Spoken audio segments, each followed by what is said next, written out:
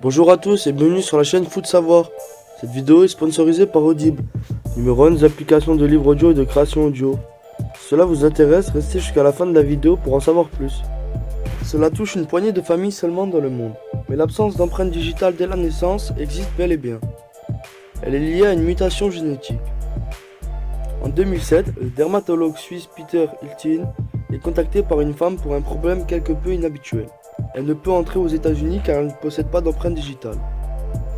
Or, les réglementations sont strictes. Tous les non-résidents doivent enregistrer leur dactylogramme lorsqu'ils entrent sur le territoire américain.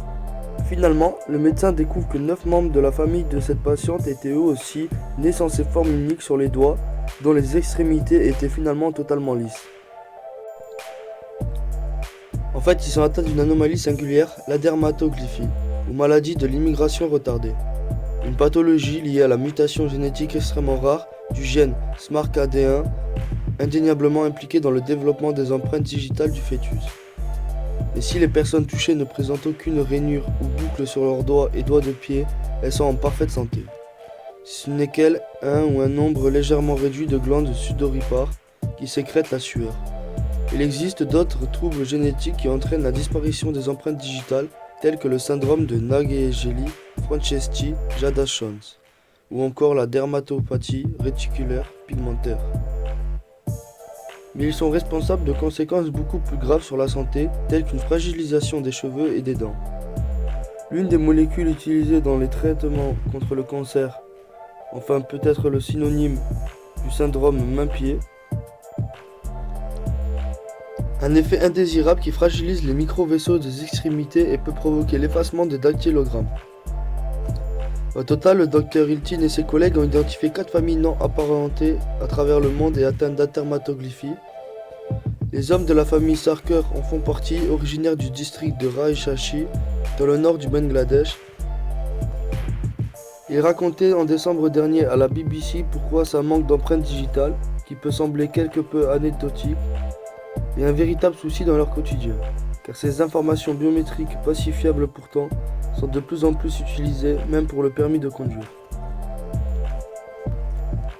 J'ai payé les frais, j'ai réussi l'examen, mais ils n'ont délivré de permis car je ne pouvais pas fournir d'empreinte digitale.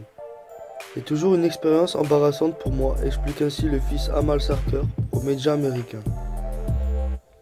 Il en est de même pour son passeport, qu'il a réussi à obtenir grâce à un certificat médical estampillé, pas d'impression sur les doigts. Mais il craint de s'en servir dans les aéroports par peur de se représailles. Le jeune homme a déjà écopé d'amendes, ne pouvant prouver sa condition aux forces de l'ordre.